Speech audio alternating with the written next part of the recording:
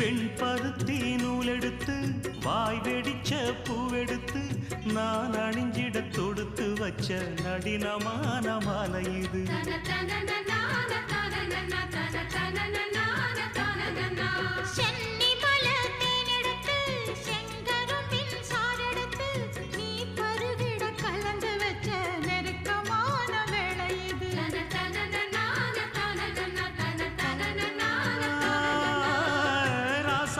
உடம்பிருக்கும் ரவிக்க துணி நானாக அன்னாடம் சூடி கொண்ட ஆசை வச்சாகாதா.